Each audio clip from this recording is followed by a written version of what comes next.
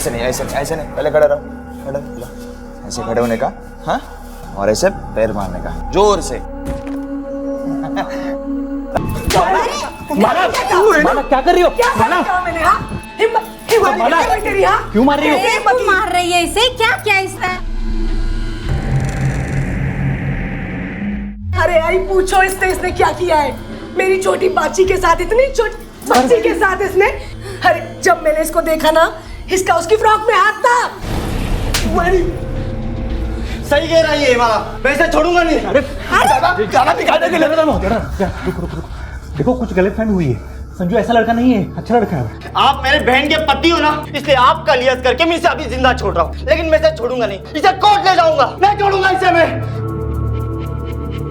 मुल्जिम संजू शिरोडकर पर child molestation का इल्जाम सही साबित हुआ है। क्योंकि मुल्जिम अभी नाबालिग है, इसीलिए उसे 2 सालों के लिए जुवेनाइल रिमांड होम में रहने की ताकीद की जाती है। कहते हैं जिंदगी एक मंच है जहां हम सब अपना अपना किरदार निभाते हैं। अगर ये बात सच है तो ये किरदार हमें देता कौन है? कौन ये तय करता है कि कौन नायक बनेगा और कौन खलनायक? नमस्कार, आदाब। क्राइम पेट्रोल डायल 100 में आप सबका स्वागत है। कभी आपने सोचा है कि अगर अपना किरदार चुनना और अपनी जिंदगी की कहानी खुद लिखना हर इंसान के बस में होता तो ना तो इस दुनिया में कोई खलनायक होते और ना ही कभी कोई दुख भरी कहानी लिखी जाती। लेकिन सिर्फ चंद खुशकिस्मत लोग ऐसे होते हैं जो अपनी जिंदगी की कहानी खुद लिख पाते हैं।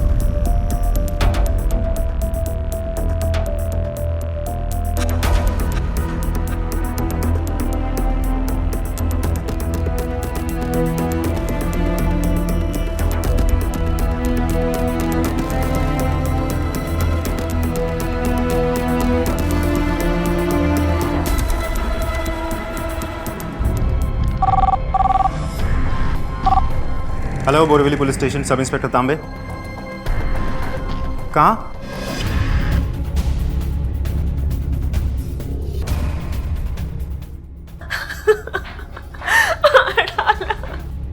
सर, मैं होटल का मैनेजर हूँ, मैंने ही आपको फ़ोन किया था। आपको किसी पर शक किसने किया होगा? ये संजू गाइड ने इनका मर्डर किया है। मैंने उसे अपनी आंखों से भागते हुए देखा है बाहर से। गाइड? यस, हम लोग 2 वीक्स पहले ब्राजील से अपने देश आए थे और वो 1 वीक से हमारे साथ था। झगड़ा हुआ था मेरे पति और संजू गाइड के बीच में। इनका पर्स, सारे पैसे सब लेके चला गया। वो उसी ने ही मारा इन्हें।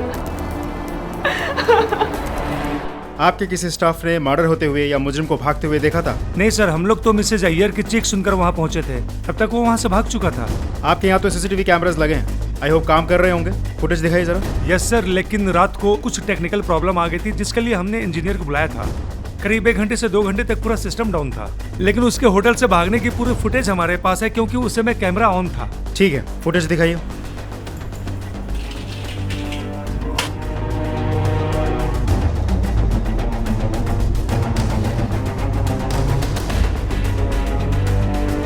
पॉज करो, रिवाइंड करो, बस प्ले।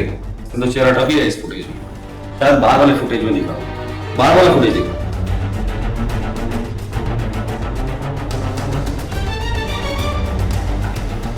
ठीक है, इसकी कॉपी पुलिस स्टेशन ले जाओ।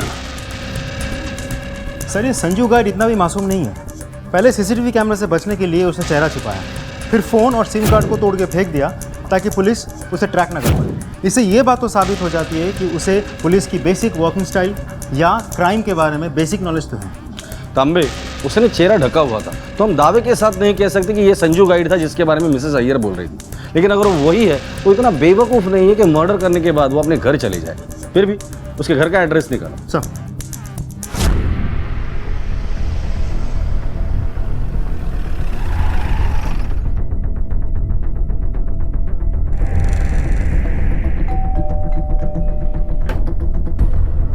जी सर। संजू गाइड यही रहता है? सर पर वो तो सर यहीं रहता है, लेकिन कल रात से घर नहीं आया वो, और फोन भी नहीं मिल रहा है उसका। क्या हुआ सर? घर की तलाशी लेनी है, तलाशी लो घर की। हटो, लेकिन हटो, पूरा घर छान मारना। सर लेकिन सर क्या बात है सर, वो ठीक तो है सर? सर नहीं है। इस वक्त तुम्हारा भाई कहाँ मिलेगा? सर इस बारे में हम कुछ नहीं जानते। बचपन से 1 नंबर का आवारा लड़का है सर। वो तो इनका छोटा भाई है, तो इसलिए हमने इसको घर पे रखा हुआ है। सर टूरिस्ट गाइड है वो, इसलिए उसके आने जाने का कोई टाइम फिक्स नहीं है।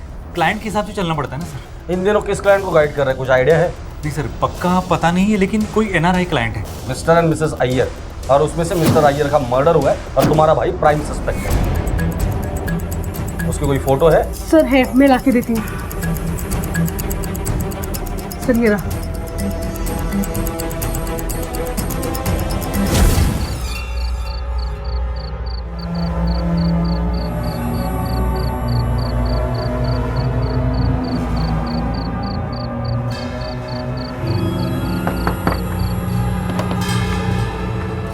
अरे तू आओ। अरे चला ना अंदर। कैसे आना हुआ? सोचा जाते जाते एक खुशखबरी सुनाओ तुझे। क्या बात कर रहा है यार, कैसी खुशखबरी? तेरी वो मीना मिली थी गजरे वाली। क्या बात कर रहा है यार? हाँ मतलब मैंने बात की उससे तेरे बारे में। वो बोल रही थी कल शाम को मिलने वाली थी। सच? हाँ अभी देख आगे क्या करने का। थैंक्स यार संजू, तूने तो मेरी लाइफ बना दी सच्ची। चल यार बहुत लेट हो रहा है मुझे, लास्ट ट्रेन चली जाएगी मेरी। अरे सुनना, काहे को टेंशन लेता है? रात में इधर ही रुक जाना, सवेरे ट्रेन चालू होगी तो आराम से चले जाना। चलेगा तुझे? अरे चलेगा नहीं, दौड़ेगा। और वैसे भी तुझे पार्टी तो देनी है, मेरा इतना अच्छा काम जो किया है तूने। चल ठीक है। सर, जिस बॉटल से उसका कत्ल हुआ था उसके टुकड़े विक्टिम के खून से पूरी तरह से सन चुके हैं और इसकी वजह से उस पे से फिंगरप्रिंट्स मिल पाना इम्पॉसिबल है सर। संजू बेसिकली नासिक का रहने वाला है, यह अपने दादा और बहनी के साथ रहता है। सर संजू मुंबई टाउन के आसपास गाइड का काम करता है।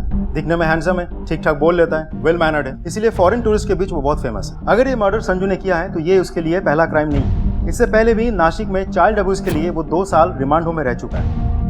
रिमांड होम से छूटने के बाद ही उसके माँ बाप ने उसे मुंबई में भाई के पास भेज दिया, जो खुद भी एक गाइड है। शुरुआत के दिनों में वो अपने भाई के साथ ही गाइड का काम करता था, लेकिन पिछले 2 साल से वो इंडिपेंडेंटली गाइड का काम कर रहा है। आस पड़ोस में इंक्वायरी की सर, लेकिन एक भी सिंगल आदमी उसके साथ बातचीत नहीं करता था। क्यों? अपनी भाभी के भतीजी के साथ बहुत गंदा काम किया था उसने। पूरे मोहल्ले में कोई बात नहीं करता था उनसे। आस पड़ोस में नहीं तो कोई तो होगा जिससे वो बात करता था, कोई दोस्त होगा। जमाल, एक पॉकेट मार।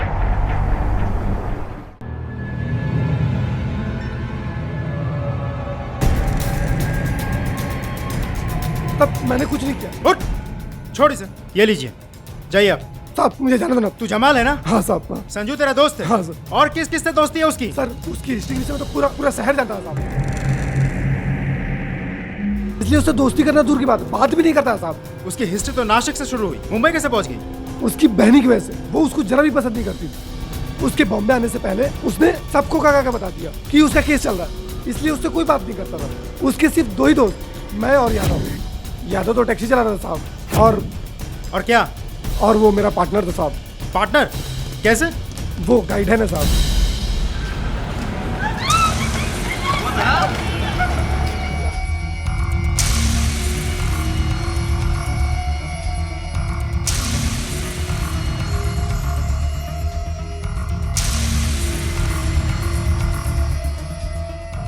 ये ले, तेरे 50 और मेरे 50। सॉलिड संजू भाई, मजा आ गया आज तो। क्या भाई लोग बड़े नोट गिन रहे हो हैं? लगता है तगड़ी कमाई की है आज। तो फिर? तो मेरा हिस्सा किधर है? अरे मिलेगा यार, तेरे को भी मिलेगा। संजू दे इसको। यार पार्टी नहीं दोगे मेरे को? चल पार्टी करते। ये हुई ना बात। ये बात तो साफ है कि ये गाइड संजू दोनों चीजों का आदी था, पैसे कमाने के लिए और पैसे उड़ाने के लिए। मिसेस अय्यर ने हमें बताया था कि पैसों को लेकर उनके पति के साथ उनका झगड़ा होता था और होटल रूम से मिस्टर अय्यर का वॉलेट भी गायब है और लॉकर से कैश भी। सर मामला क्लियर है, लूट के लिए ही हत्या की गई थी। संजू ने मिस्टर अय्यर से पैसों की डिमांड की, मिस्टर अय्यर ने मना किया, संजू उसको मारकर पैसे लेके भाग गए। लग तो ऐसा ही रहा, लेकिन हम दावे के साथ नहीं कह सकते जब तक हमारे पास कोई ठोस सबूत ना हो। मैं समझा नहीं सर। तांबे, हम पुलिस वाले हैं। मुजरिम और मर्डर ये शब्द हम दिन में इतनी बार सुनते हैं कि उनका मतलब तो हमें पता होता है, पर इसके असर को लेकर हमारा एहसास खत्म हो जाता है। किसी भी बेगुनाह पर मुजरिम का लेबल लगाकर हम उसकी जिंदगी बर्बाद कर सकते हैं, इसलिए जब तक हमारे पास कोई ठोस सबूत ना हो किसी पर भी मुजरिम का लेबल लगाना गलत होगा।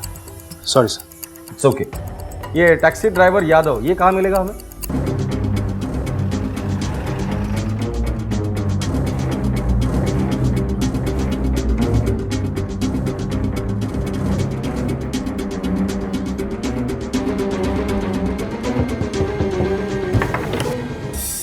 जी साहब। यादव? हाँ साहब, संजू आया था कल, मेरे साथ रुका भी था पूरी रात। वो सुबह ही चला गया। मुझे नहीं मालूम था साहब कि वो खून करके भागा है, नहीं तो उसी वक्त खबर की होती है आपको। सच्ची साहब, मेरा उसके साथ सिर्फ उठना बैठना है, उसके धंधे से मेरा कुछ भी लेना देना नहीं है साहब, सच्ची बोल रहा हूँ साहब। यहाँ से कहाँ जाने वाला था, कुछ बोला था? नहीं साहब, बस चाय पी और निकल गया। ये संजू ड्रग्स लेता था? नहीं साहब, कभी कभार बियर या बिस्की ले लेता था साहब। कोई गर्लफ्रेंड है उसकी? नहीं साहब, जहाँ तक मुझे मालूम है किसी लड़की से दोस्ती नहीं है साहब उसकी। ठीक है, अगर वो यहाँ दोबारा आए या फ़ोन करे तो हमें खबर करना। हाँ साहब, एकदम पक्का। वो जैसे ही आएगा सबसे पहले आपको खबर करूँगा साहब। क्या सोच रहे सर? संजू के बारे में सोच रहा था। संजू टूरिस्ट का काम करता है, अपने भाई के साथ रहता है, टूरिस्ट बिजनेस में अच्छा खासा कमाता है, ना ड्रग्स लेता है ना कोई गर्लफ्रेंड, अच्छा खासा कमाता होगा। फिर उसे पैसों की ऐसी क्या जरूरत आ पड़ी कि उसने मर्डर जैसा संगीन जुर्म किया। इसके अलावा टूरिस्ट गाइड का काम करते वक्त पैसेंजर को ठग के भी वो पैसे कमाता होगा, और इतना सारा पैसा वो सिर्फ 2 दोस्तों पर खर्चा करता होगा। मुझे नहीं लगता। तांबे, इस संजू के बारे में कुछ तो है जो हमसे छूट रहा है, पता करो। सर मैं अपने खबरियों को काम पे लगा देता हूँ, तुरंत सब कुछ पता चल जाएगा। ठीक है, तब तक मैं संजू के घर पे एक राउंड मार के आता हूँ। सर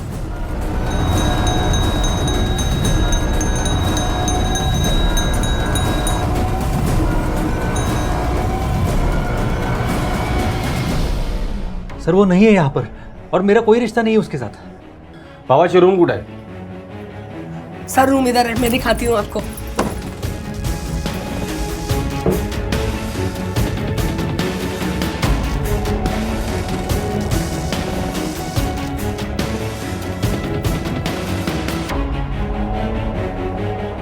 बहुत रंगीन मिजाज लगता है आपका भाई।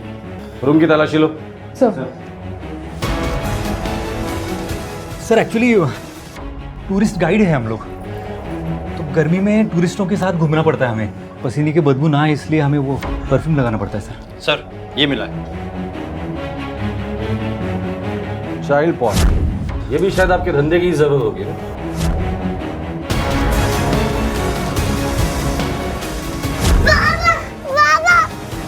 ये लड़की की फोटो मिली है। ये कौन है? नहीं मालूम सर। साहब उसका कोई नया शिकार होगा। बच्चों के साथ गलत काम करना तो उसका पुराना शौक है ना। अगर इनका भाई यहाँ आता है तो सबसे पहले आप हमें इन्फॉर्म करेंगे। जी सर।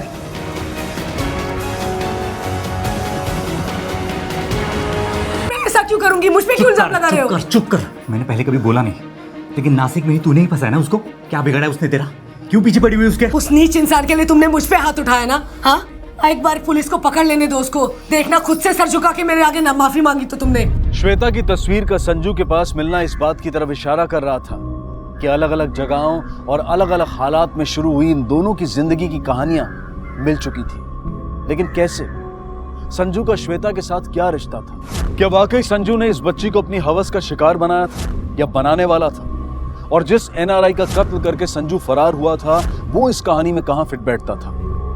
ये वो सवाल थे जिनमें से कुछ के जवाब वक्त को देने थे और कुछ के पुलिस को ढूंढने थे।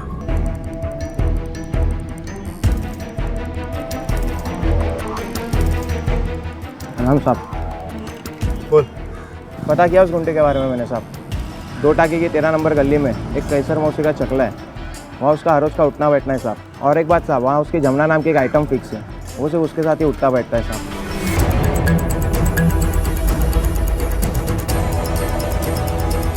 केसर भाई? हाँ मैं हूँ, बोलो। पुलिस। घिनौना होता है ना साहब, घिनौना, बस घिनौने से भी घिनौना आदमी थक संजू। पहले तो यहाँ पे वो सिर्फ 2-3 दिन में एक बार आता था, फिर अचानक उसकी नजर यहाँ पे छोटी सी बच्ची पर पड़ी। 9 साल की महज साहब, इतनी सी बच्ची पड़ी। हमेशा उसको हमें यहाँ ले आता था, उसके साथ बैठ के मजे करता था। मैं उसकी नजर समझ गई, इसलिए मैं उस पर नजर रखने लगी। कभी उसको कभी भी उसके साथ कुछ करने का मौका नहीं दिया मैं, वरना वो संजू तो वो बच्ची मिली कहाँ तुम्हें? अनाथ थी साहब, रास्ते पर भटक रही थी अकेली बेचारी, इसलिए मैंने सोचा मैं उसे अपने साथ ले आई। सोचा थोड़ा आसरा मिल जाएगा। यही बच्ची थी? हाँ साहब, यही थी बच्ची, एज थी। बच्ची को बोला? बच्चे यहाँ नहीं है साहब, पिछले हफ्ते तो आपके डिपार्टमेंट वाले यहाँ पर रेड मार के चले गए, उसमें से उसको भी यहाँ पे लेके गए थे। और पता चला बाद में कि उसे किसी अनाथ आश्रम में दाखिला कर दिया उसका।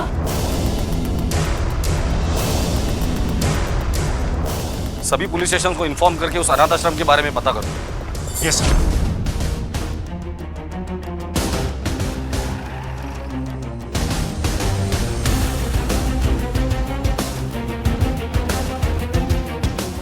इसे जानते हो?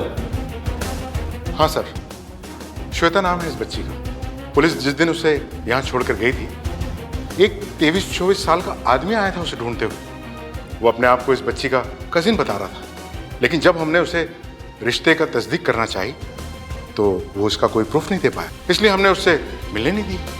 तो वो इस बात पे काफी नाराज हो गया था सर, और बातचीत मारपीट पे आ गई थी सर। बच्ची को बुलाइए।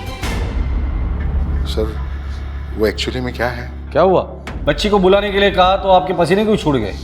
बुलाइए बच्ची को। सर वो बच्ची यहाँ नहीं है। नहीं है मतलब? कहाँ है बच्ची? एक 9 साल की बच्ची आपके एनजीओ से गायब हो जाती है और आपको पता ही नहीं है वो चली गई है या कोई उसे उठाकर लेकर गया। एनजीओ चलाते हुए मजाक करते हुए। और मिसिंग कंप्लेंट क्यों नहीं लिखवाया आप लोगों ने? अगर हम ऐसे करते तो सरकार से मिलने वाली ग्रांट बंद हो जाती और उसका यहाँ और बच्चों पर बहुत असर पड़ता सर, इसलिए कंप्लेंट नहीं करवाई। किसी पर शक है? हाँ सर, हम सबको उसी आदमी पर शक है जो उसका कजिन बनकर यहाँ है। ये आदमी था? हाँ सर, ये वही आदमी है। भगवान ना करे वो बच्ची उसके पास हो सर।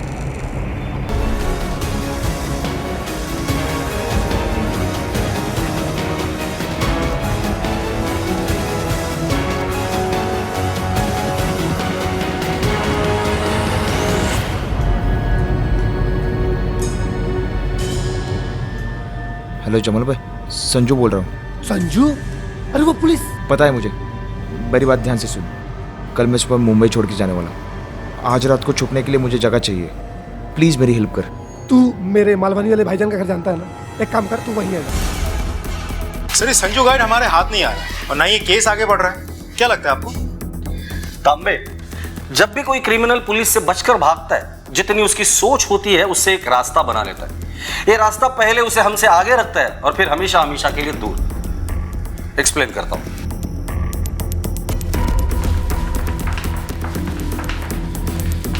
रिकॉर्ड के हिसाब से यह है संजू, जो चाइल्ड अब्यूजर। यहां उसकी मुलाकात होती है श्वेता से। श्वेता एक अनाथ आश्रम में रहती है। संजू श्वेता को लेकर भाग जाता है। फिर संजू की मुलाकात होती है अय्यर से। संजू अय्यर से पैसे मांगता है, अय्यर पैसे देने से मना करता है तो संजू अय्यर का खून कर देता है। अब संजू श्वेता को लेकर मुंबई के बाहर जाने की कोशिश करेगा, लेकिन संजू की मोडस ऑपरेंडी को देखते हुए वो वैसा नहीं करेगा, क्योंकि उसे पता होगा कि शहर से बाहर निकलने वाले सारे एग्जिट पॉइंट पर हमारी नजर होती। इसलिए संजू श्वेता को यहीं छोड़कर अकेला मूव कर रहा होगा। तांबे, इस संजू के जितने भी दोस्त हैं, रिलेटिव्स हैं, अड्डे हैं, उन पर नजर रखो। ये संजू तुम्हें वहीं मिलेगा। Okay sir. Excuse me. Hello. Okay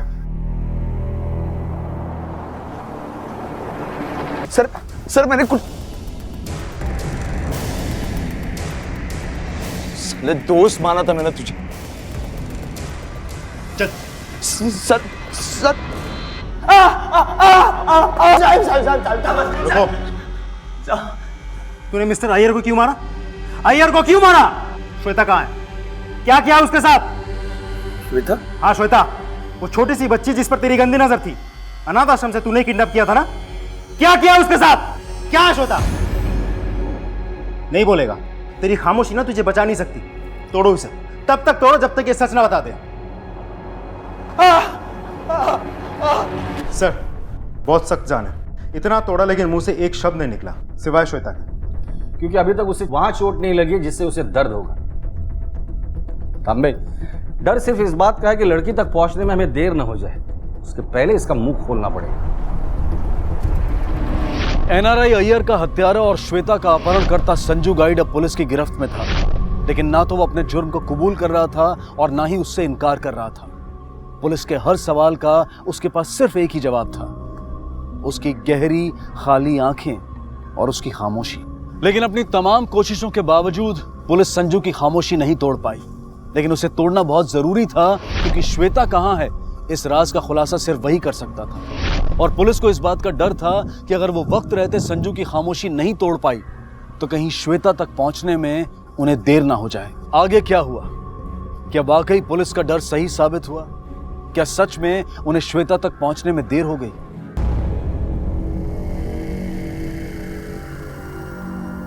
Sanju, तुझे हमारे साथ चलना होगा। हमें 9 साल की एक छोटी सी बच्ची की जली हुई लाश मिली है और हमें पूरा यकीन है कि वो श्वेता ही है।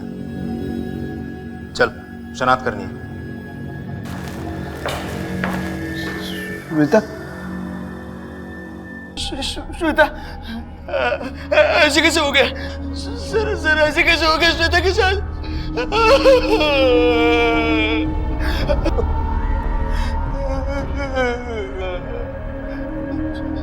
सर ऐसे कैसे हुआ सर?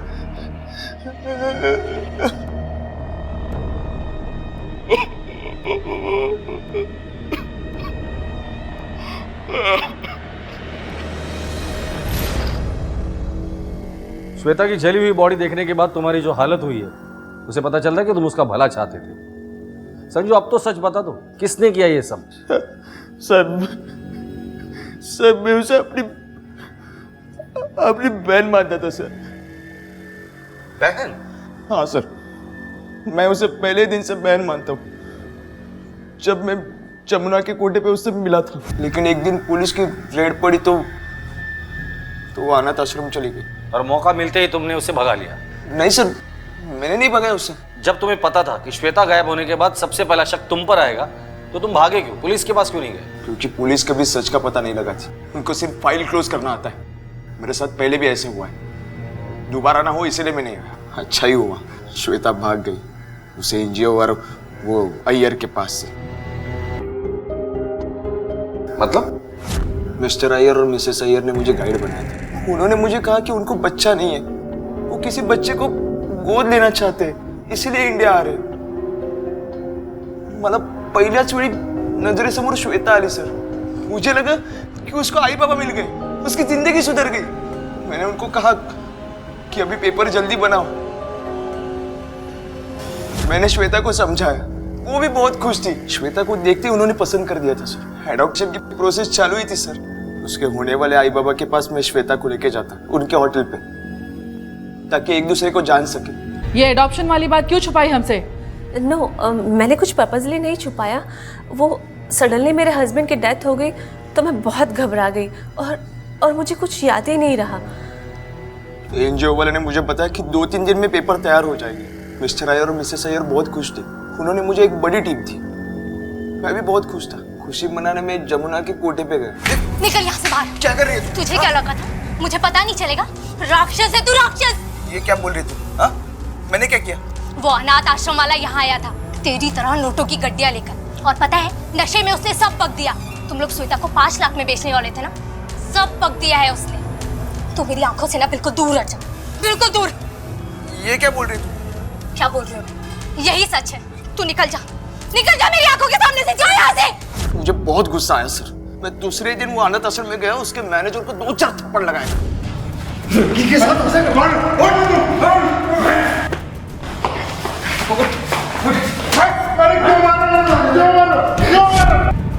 बाद में अय्यर को मिलने होटल चला गया। आई थिंक अब सारे कैमरा स्टार्ट हो जाने चाहिए।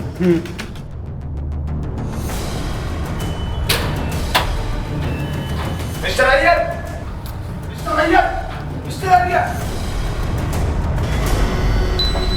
Sanju, Sanju, Sanju, what happened Sanju? तुम्हारा कहना है कि तुमने अय्यर को नहीं मारा। तुम जब होटल पहुंचे तो अय्यर पहले से मर चुका था, तो तुम भागे क्यों? हमारे पास क्यों नहीं है?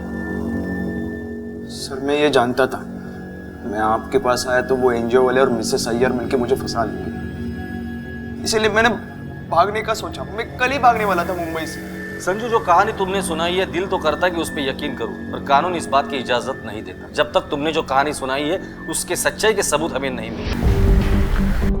जो डेड बॉडी हमने तुम्हें दिखाई थी वो श्वेता की नहीं थी। भगवान से दुआ करो कि श्वेता जिंदा है और वो सही सलामत हमें मिले।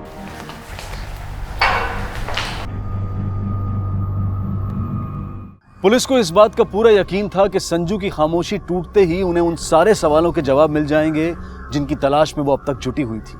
लेकिन ऐसा नहीं हुआ, बल्कि संजू की इस टूटी खामोशी ने उन अनसुलझे सवालों को और भी उलझा दिया। संजू ना सिर्फ एनआरआई अय्यर की हत्या से इनकार कर रहा था, बल्कि अपने आप को श्वेता का हमदर्द बताते हुए उसके गायब होने में अपनी किसी भी भूमिका से इनकार कर रहा था। तो क्या वाकई में संजू उतना मासूम था जितना वो अपने आप को दिखा रहा था, या फिर उससे भी कहीं ज्यादा शातिर जितना कि पुलिस अब तक उसे समझती आई थी? अगर संजू ने अय्यर की हत्या नहीं की थी तो फिर किसने की थी?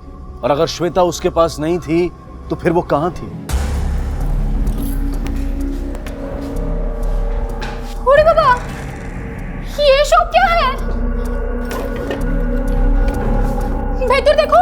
अरे रुको, मैं देख कर आता है बंदा।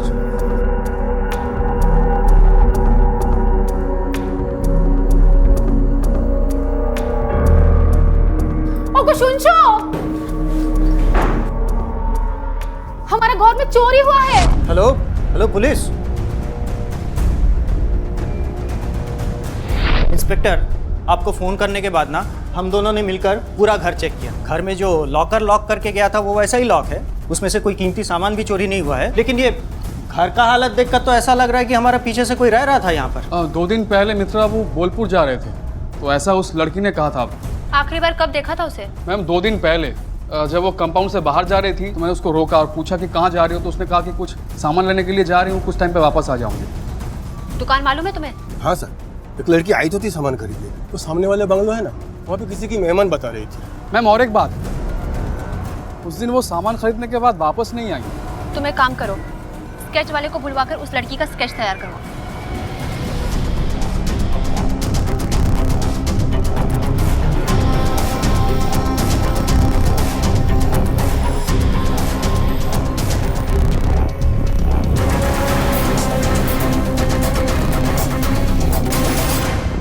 आप जानते हैं इसे? ये लड़की, और ये तो वही लड़की है, देखो तो। अरे ये तो वही लड़की है जो हमारे साथ ट्रेन में कंपार्टमेंट में थी। हाँ। ये अकेली थी, इसलिए हम दोनों ने मिलकर इसका अच्छी तरह ख्याल रखा। पूरा हावड़ा तक आई हमारे साथ। फिर हावड़ा से हमको इनके पेरेंट्स का कॉल आया। बोलपुर से हमारे एक क्लोज रिलेटिव का डेथ हो गया था, तो हम हावड़ा उतर गया और टैक्सी लिया और बोलपुर चला गया। रास्ते में हमने इस लड़की को भवानीपुर में छोड़ दिया। इस लड़की ने बोला कि इसका बाबा कोलकाता में काम करता है और वो बीमार है, और ये इसे उसे देखने के लिए कोलकाता जा रही है। और हमने इसे अपना एड्रेस दिया, फ़ोन नंबर दिया, बोला कि कोई भी प्रॉब्लम होगा तुम हम लोगों को कांटेक्ट करो। और हाँ, वो ट्रेन के अंदर हमारी वाइफ से हमारा घर का कीज भी गिर गया, लेकिन हमारे पास एक स्पेयर सेट था, इसलिए हमने उतना सीरियसली ढूंढा नहीं। पर अभी हमको लगता है कि यही लड़की वो कीज चुराया होगा।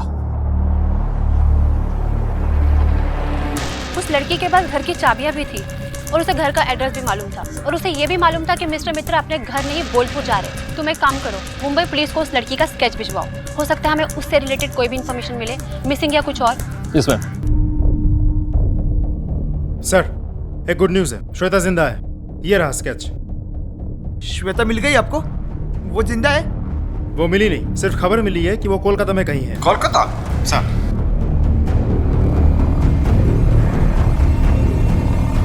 तो अभी वो कोलकाता से भी गायब है, लेकिन तांबे ये वाकई गुड न्यूज़ है कि श्वेता जिंदा है। कोलकाता पुलिस को श्वेता से जुड़ी हर इंफॉर्मेशन भेज दो और इस केस से जुड़े हर शख्स को उठाकर लेकर आओ, क्योंकि इस केस में अभी भी कुछ ऐसा बाकी है जो ये लोग हमसे छिपा रहे हैं।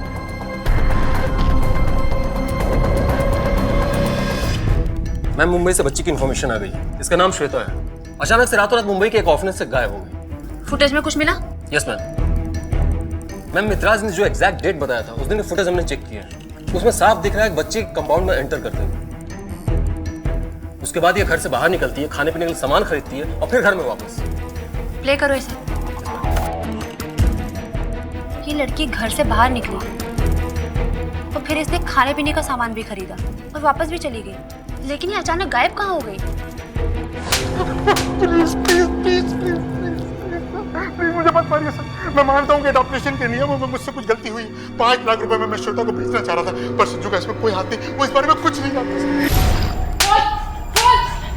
आपको खुदा का वास्ता मैडम, आपको खुदा का वास्ता बख्श दो मुझे पता था वो लोग श्वेता को बेचने जा रहे हैं, मुझे पता था, लेकिन तो भी मैं पुलिस वाले के पास गई नहीं, क्योंकि मुझे वो अनाथ आश्रम वालों ने 1 लाख रुपया दिया था मेरा मुंह बंद करवाने के लिए। मैडम, संजू सच में श्वेता से बहुत प्यार करता था, उसे लेके उसके मन में कोई भी गंदा इरादा नहीं था। वो सच बोल रहा है मैडम। मैंने ही उसके बिस्तर के नीचे वो गंदी डीवीडी छुपाई थी मैडम। क्यों? मैं बहुत नफरत करती थी उससे, बहुत ज्यादा नफरत करती थी। संजू, संजू आना जरा। हाँ लो, चलो मैं आता हूँ। हाँ? क्या हुआ वैनी, क्यों बुलाया? तुझे बच्चे बहुत पसंद है ना? बहुत पसंद है मुझे। देखो ना, आपके भाजी के साथ अभी 1.5 घंटा खेल रहा था। अभी कोचिंग के लिए देर हो गई है, मैं निकलता हूँ। लौकर बाहर आ। जब उसने मुझे मना किया और घर वालों को बताने की धमकी दी तो मैं बहुत डर गई थी कि मेरे पति को सच का पता न चल जाए, और इसीलिए मैंने उसे झूठे केस में फंसा दिया कि उसने मेरी भतीजी के साथ बदतमीजी की थी। और मैं यही चाहती थी कि आप लोग उसे हमेशा के लिए जेल में डाल दें। मैडम, मेरी और कोई गलती नहीं है।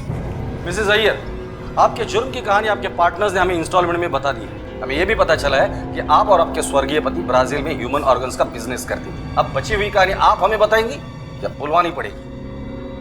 ब्राजील के ब्लैक मार्केट में ऑर्गन ट्रांसप्लांटेशन के लिए हम ह्यूमन बॉडी सप्लाई करते थे। एशियन कॉन्टिनेंटल के गरीब लोगों को नौकरी का झांसा देकर ले जाते थे, बट इस बार एक चाइल्ड बॉडी की रिक्वायरमेंट थी और श्वेता उसमें एग्जैक्टली फिटेड थी। श्वेता कहाँ है? जिस दिन मेरे हस्बैंड का मर्डर हुआ उसी रात होटल के रेस्टोरेंट में हमने तीनों ने साथ में डिनर किया था। उसके बाद वो कहाँ चले गई मुझे नहीं पता। सर, मिसेस अय्यर की झूठ बोलने की कोई वजह नजर नहीं आती। मुझे तो लगता है संजू झूठ बोल रहा है। संजू श्वेता को लेकर हमेशा से ही बहुत पॉजिटिव था, इनफैक्ट अभी भी है। तो शायद उसे जब सच्चाई पता चली तो मिस्टर अय्यर को मार दिया। ऑफ कोर्स ऐसे हो सकता है, लेकिन ऐसे ना होने के भी पूरे चांसेस है। हमारे पास संजू बेगुनाह है इसके कोई सबूत नहीं, उसी तरह वो गुनहगार है इसका भी कोई सबूत नहीं। हाँ, सीसीटीवी फुटेज से हमें ये पता चलता है कि कत्ल वाले दिन और वक्त संजू होटल में गया था, पर उससे ये साबित नहीं होता कि ये कत्ल संजू ने किया है। तो फिर कौन हो सकता है सर? वो तो यहाँ किसी को जानता भी नहीं। इस वक्त कुछ कहना मुश्किल है, लेकिन तांबे एक पॉइंट नोटिसेबल है। मिसेस अय्यर ने कहा था जब मिस्टर अय्यर का जिस रात खून हुआ था उस वक्त श्वेता उन दोनों के साथ थी। अगर ऐसा है तो श्वेता कहाँ है?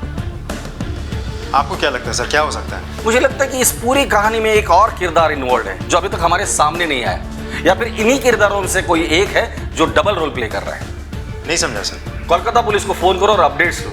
अगर ये श्वेता हमें मिल जाती है फिर सब समझ में आ जाएगा।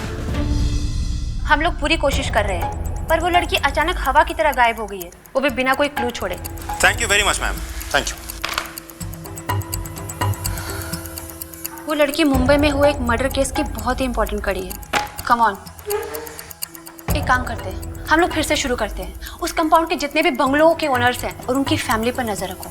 उस सोसाइटी में रोज जो भी आता जाता है, भाजी वाला, दूध वाला, जो भी, उन सब पर नजर रखो। कोई ना कोई ऐसा डॉट तो है जिसे हम मिस कर रहे हैं। Yes ma'am.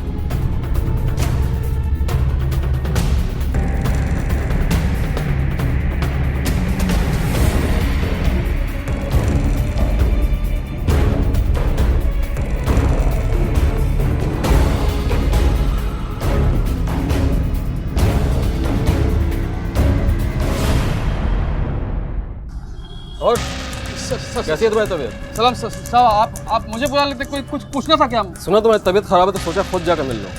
हाँ, अचानक से क्या हो गया तुझे? नहीं, तबीयत तो सर सही है। किसने बोला आपको तबीयत खराब है? अरे मेडिकल शॉप से दवाइयाँ खरीद रहे हो? सर वो थोड़ा गला खराब हो गया था इसलिए। देखा, ये दवाइयाँ तो बच्चों की है, कैसे कोई बच्चा रहता है? सर वो सर बोल सर। चल सर, यार कुछ नहीं। चल सर, चल। मैडम गलती हो गई, मैडम गलती हो गई। बताता हूँ मैडम, जब से वो आई थी तब से वो मेरी नजर में थी, और जिस दिन वो सामान खरीद के वापस आ रही थी तो बंगलों में कोई नहीं था, सब सो रहे थे। छोटी सी मासूम सी बच्ची पर नजर डाली कैसे? हाँ, गलती हो गई मैडम गलती हो गई मैडम गलती हो गई मैडम। उन्होंने कहा था वो मेरे नई आई बाबा है, और मैं मेरी नई आई के साथ होटल में खाना खा रही थी, और मैंने जल्दी खाना खत्म कर लिया और बाबा के साथ वीडियो गेम खेलने ऊपर चली गई। ओके, टीवी देखा बैठ के। और मेरे काका ने तो भेजा था। मैं वहाँ से भाग के रेलवे स्टेशन पे चली गई, और पता नहीं मैं कौन सी ट्रेन में बैठ गई। सॉरी संजू भैया, सिर्फ आप ही भरोसा करने के लिए, मेरी वजह से आपके साथ ये सब हुआ। सॉरी नहीं बोलते बेटा, मैं तो सब कुछ भूल गया। जो मेरे साथ हुआ अब तो तुम्हारे साथ नहीं होगा। मैं इंतजार करूंगा तुम्हारा। मुझे किसी ने नहीं अपनाया, लेकिन मैं तुम्हें अपनाऊंगा। हाँ बेटा, तुम्हारे साथ कुछ गलत नहीं होने दूंगा। संजू तुम बेकसूर हो, जा सकते हो। तावड़े और हाँ सॉरी।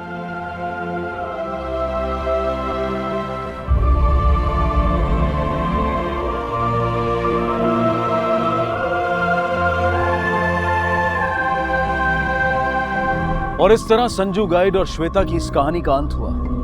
आखिर उसे इंसाफ मिल ही गया। जिस झूठे इल्जाम के साए में उसकी जिंदगी गुजर रही थी, वो दाग उस पर से हट गया। श्वेता को पुलिस ने अदालत में पेश किया, जिसके मामले में फैसला आना अभी बाकी है। लेकिन एक बात इस कहानी से निर्विवाद रूप से साबित होती है, और वो ये है कि जिंदगी एक मंच है जहां हम सब अपना अपना किरदार निभाते हैं। अपनी जिंदगी की कहानी अपने हिसाब से लिखना भले ही हमारे बस में ना हो, लेकिन उस कहानी में हम नायक की भूमिका निभाएंगे या खलनायक की, इसका चुनाव करना सिर्फ और सिर्फ हमारे हाथ में होता है। कदम कदम पर अन्याय का शिकार होने के बाद, समाज का तिरस्कार और अपनों की नफरत झेलने के बाद संजू के लिए आसान था कि वो खलनायक बनकर बुराई के रास्ते पर चल पड़ता, लेकिन उसने ऐसा नहीं किया। उसने अच्छाई के रास्ते को नहीं छोड़ा और आखिर में सबको ये मानना ही पड़ा कि वो खलनायक नहीं बल्कि असल में एक नायक था। संजू के इस चुनाव और जज्बे को सलाम करते हुए हम ये चाहेंगे कि हम सब इस कहानी को हमेशा अपनी सोच में ताजा रखें और जिंदगी में अपने किरदार को चुनने में वही समझदारी दिखाएं जो संजू ने दिखाई।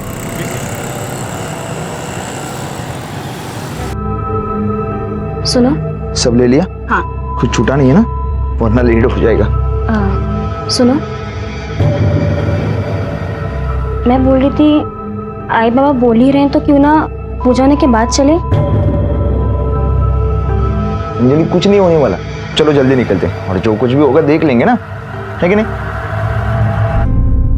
अरे यार बैठो, हम अपने हनीमून के लिए जा रहे हैं। लग्नाची अडचणी आल्या त्या संपल्यात की नहीं? वैसे भी वहां पे तुम्हें परेशान करने के बहुत मौके मिलने वाले हैं मुझे। आप इतनी जिद क्यों कर रहे हैं? एक दो दिन रुक जाते हैं ना, मेरी तबीयत सच में ठीक नहीं है। अरे मैं 10 बार बोल चुका हूं हम नहीं रुक सकते, तुम्हें बात समझ में नहीं आती? तुम्हारी तबीयत इतनी भी खराब नहीं है, बच्चे को कोई खतरा नहीं होगा, मैंने कहा ना। मुझे समझ नहीं आ रहा है ऐसे क्या इमरजेंसी है कि आप ऐसा। तुम्हें समझने की कोई जरूरत नहीं है, मैंने कहा ना तुम्हें। फटाफट तैयार हो जाओ, चलो निकलना है हमें। दामाद जी आप खामोखाम परेशान हो रहे, और वैसे भी डरने की कोई बात तो है नहीं। सासरे बुआ मला माहिती मी काय करतोय, ये मेरा घर का मामला है, आप बीच में मत बोलिए।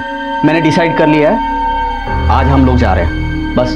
अरे बेटा, लेकिन मंजूषा पेट से है, इसका तो थोड़ा ख्याल रखो। तुम आ रही हो या नहीं?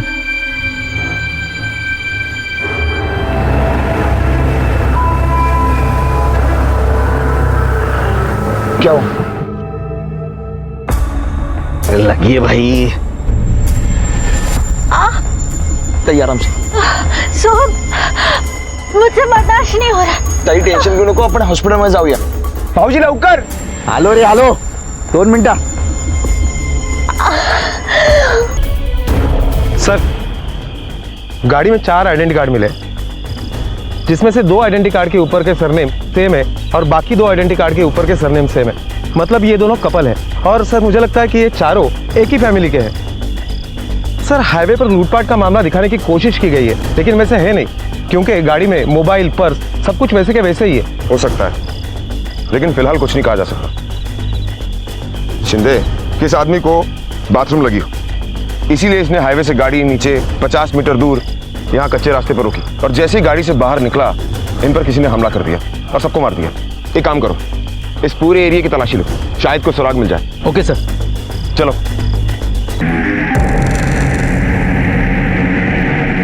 हाईवे का सफर जहां एक तरफ इंसान को वक्त पर या कई बार वक्त से पहले पहुंचने की सहूलियत देता है, तो वहीं दूसरी तरफ सुरक्षा के कारणों में कमी की वजह से यह भी देखा गया है कि वक्त पर पहुंचना तो दूर, कई बार इंसान अपनी मंजिल पर कभी नहीं पहुंच पाता, क्योंकि कोई अनहोनी या हादसा उन्हें पहले ही जिंदगी से दूर ले जाता है। हाईवे पर होने वाले हादसों के आंकड़े हर साल बढ़ रहे हैं और हजारों लोग अपनी जान गंवा रहे हैं। और सुरक्षा की इसी अनदेखी का फायदा उठाते हैं वो गैंग जो हाईवे पर लूटपाट करते हैं। क्या ऐसे ही किसी गैंग की हरकत थी ये 4 लोगों की हत्या की कोशिश, जिनमें से 3 लोग मर चुके थे और एक अब भी जिंदगी और मौत के बीच में झूल रही थी? आखिर आने वाले पलों में क्या लिखा था उसके लिए? चिंदे, क्या रिपोर्ट है यहाँ की? सर ऑपरेशन चल रहा है, शायद लड़की बच सकती है। चिंदे, तुम्हारा शक बिल्कुल सही था। ये चारों एक ही परिवार से थे। इनमें एक कपल था, सोहन और अंजलि माने। और जिस आदमी की डेड बॉडी हमें गाड़ी के बाहर झाड़ियों के पास मिली, उसका नाम था प्रताप शिर्के, जो मंजूषा का पति था। मंजूषा और सोहम दोनों सगे भाई बहन हैं। मंजूषा और प्रताप सोहम की शादी के लिए कोल्हापुर आए थे और जब इन पर हमला हुआ तब ये लोग अपने घर वापस जा रहे थे पुणे। मैंने इनके घर वालों को इन्फॉर्म कर दिया था। वो आए हैं क्या? सर उन्हें मॉर्ग में ले जाया गया है बॉडी की शिनाख्त के लिए। कंधे में लगी गोली को तो हमने निकाल दिया है, पर क्योंकि खून काफ़ी बह चुका था इसलिए रिकवर होने में टाइम लगेगा। वैसे अब उनकी जान को कोई खतरा नहीं है। इस हादसे में उनको अपना बच्चा भी खोना पड़ा, इसलिए सिर्फ फिजिकल ही नहीं मेंटल डैमेज भी होगा। आप लोगों को उनका खास ख्याल रखना पड़ेगा, ध्यान रखिएगा उनका। सावित्री, संभाल अपने आप को।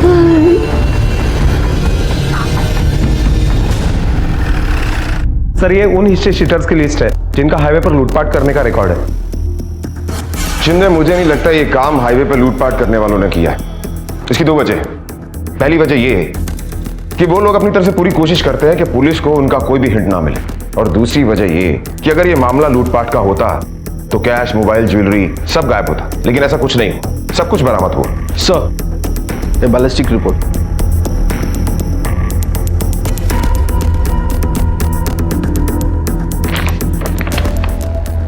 चिंदे, इस बैलिस्टिक रिपोर्ट से मेरा शक और पक्का हो गया। देखो, गोली किसी हाई एंड गन से चली और हाईवे पर लूटपाट करने वाले लोग देसी कट्टे का इस्तेमाल करते हैं। सर ऐसा भी हो सकता है कि चारों में से किसी एक से प्रॉब्लम हो और बाकी 3 लोग हादसे का शिकार हो गए हो। लेकिन शिंदे, ये भी हो सकता है कि दुश्मनी सिर्फ एक से नहीं बल्कि पूरी परिवार से हो। इस बार परिवार पूरा इकट्ठा था, इसीलिए हमला हो। और ये पता करने के लिए हमें सोहम, अंजलि, मंजूषा और प्रताप, इनके बारे में सारी इन्फॉर्मेशन इकट्ठी करनी होगी और उनकी भी इन्फॉर्मेशन इकट्ठी करनी होगी जो इन लोगों से जुड़े हुए हैं। सर मंजूषा के पिताजी आए। मेरी समझ में नहीं आ रहा है कि चारों एक साथ कैसे थे। मतलब?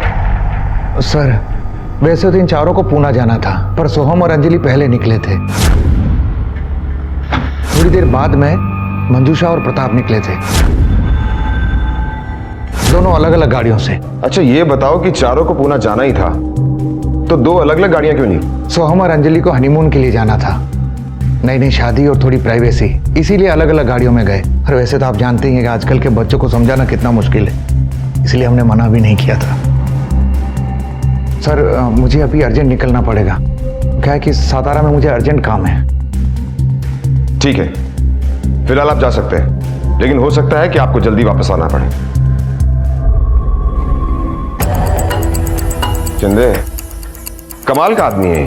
बेटा, बहू और दामाद मर चुके और बेटी हॉस्पिटलाइज है, लेकिन इसे अर्जेंट वर्क से सातारा जाना है।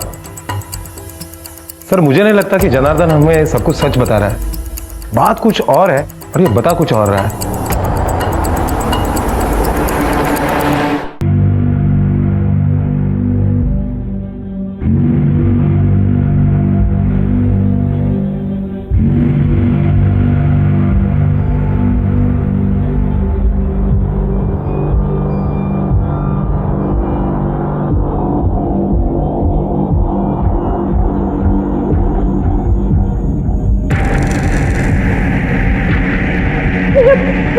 मेरा बच्चा क्या हुआ? प्लीज आप रेस्ट कीजिए। मेरा बच्चा शांत हो जाइए प्लीज। मेरा बच्चा प्लीज आप शांत हो जाइए। मेरा बच्चा। सर हॉस्पिटल से फोन आया था, मंजूषा को होश आ गया है। याद करने की कोशिश कीजिए, आपके साथ कल क्या हुआ था? मैं और प्रताप पूना जा रहे थे, बीच में सोहम का फोन आया था। हाँ हाँ हाँ सोहम, क्यों नहीं, बस 2 मिनट लगेंगे। सोहम का फोन था, वो आगे हाईवे पर खड़े हैं, उनकी टैक्सी खराब हो गई है, उसे और अंजलि को आगे से पिकअप कर लेते हैं। अरे हम लोग अभी तक हाईवे पे पहुंचे नहीं हैं और उनकी टैक्सी खराब होगी।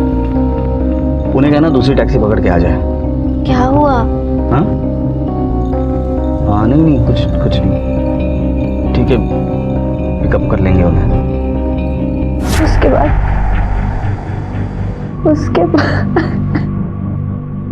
कल तुम्हारी कैब से तुम अंजलि और सोहम को पुणे लेकर जा रहे थे ना? हाँ साहब, मैं ही लेकर जा रहा था उनको, लेकिन अचानक रास्ते में गाड़ी खराब हो गई, इसलिए मैंने उनको हाईवे पे ही छोड़ दिया। क्या ये वही दोनों हैं जिन्होंने अंजलि और सोहम को लिफ्ट दी थी? हाँ साहब, ये वही।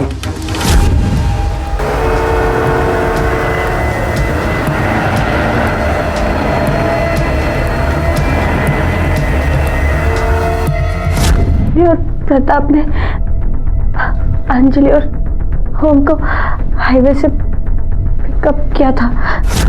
अंजलि तुम बहुत स्मार्ट हो, नहीं राइट टाइम पे सोहम के साथ घर अलग बसाने का डिसीजन ले लिया, वरना इनके घर वाले तुम्हारे घर में कभी शांति रहने ही नहीं देते।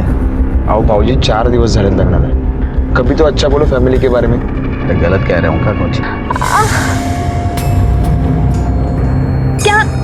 क्या हम पीछे ले सकते हैं? बहुत पेट में दर्द कर रहा है। ताई क्या हुआ?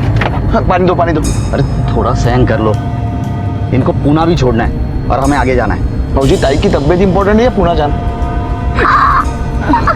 भाऊजी, आगे से एक राइट है, वहाँ शॉर्टकट है, हम जल्दी जा सकते हैं वहाँ से। ठीक है। चोर की लगेज आ गया था। सोहम, मुझे बर्दाश्त नहीं हो रहा। ताई टेंशन घेऊ नको, आपण हॉस्पिटल जाऊया। भाऊजी लवकर आलो रे, आलो, 2 मिनिटं।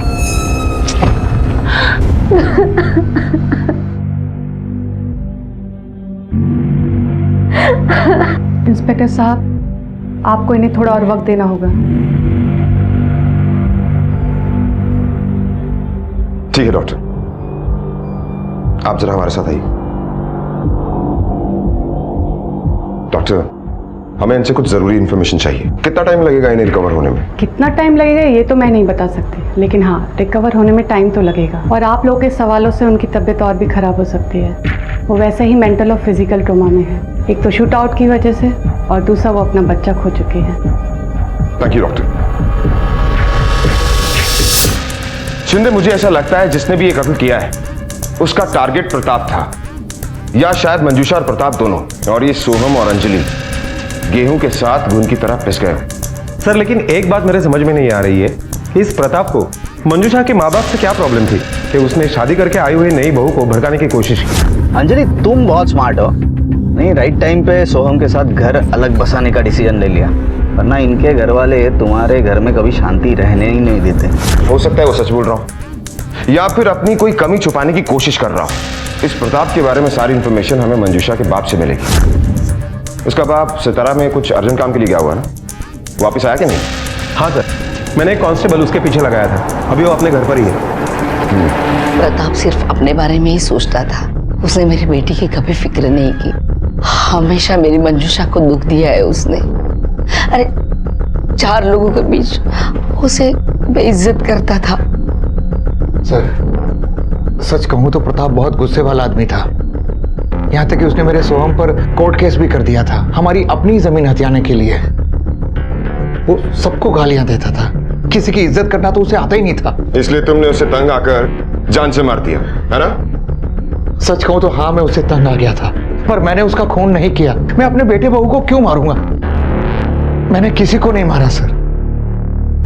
शिंदे, इस जनार्दन की कॉल रिकॉर्ड्स और मोबाइल लोकेशन निकालो, क्योंकि ये सिर्फ प्रताप से ही नहीं, सोहम और अंजलि से भी गुस्सा था, क्योंकि अंजलि के कहने पर सोहम अलग घर लेकर रहने के लिए तैयार हो गया था। लेकिन सर, फिर जनार्दन मंजूषा को क्यों मारेगा? शिंदे, ये मत भूलो कि गोली मंजूषा के कंधे पर लगी है, और कंधे पर गोली लगने से कोई मरता नहीं है।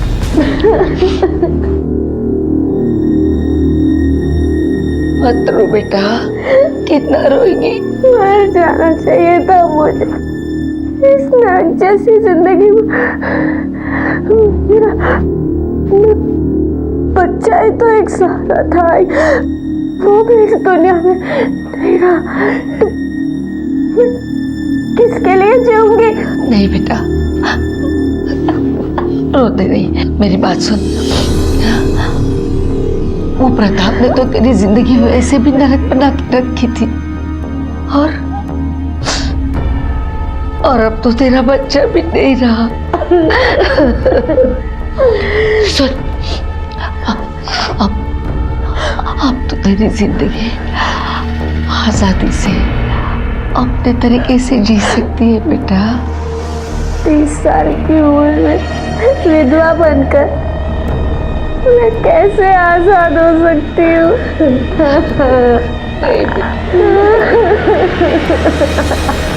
सर, हमने जनार्दन के मोबाइल की लोकेशन ट्रेस की है। कत्ल के वक्त जनार्दन का मोबाइल लोकेशन हाईवे के आसपास का नहीं था। और सर, ये सोहम की पोस्टमार्टम रिपोर्ट। सोहम के पोस्टमार्टम रिपोर्ट के मुताबिक सोहम के बॉडी पर गोली के अलावा कुछ चोट के निशान पाए गए। वो ज्यादा पुराने नहीं थे और उसमें से कुछ घाव भर भी चुके थे। इसका मतलब कुछ दिन पहले सोहम की किसी से लड़ाई हुई थी और उसने सोहम को बहुत बुरी तरह से मारा भी। लेकिन क्यों? और ये बात उसके घर वालों ने हमसे छुपाई क्यों?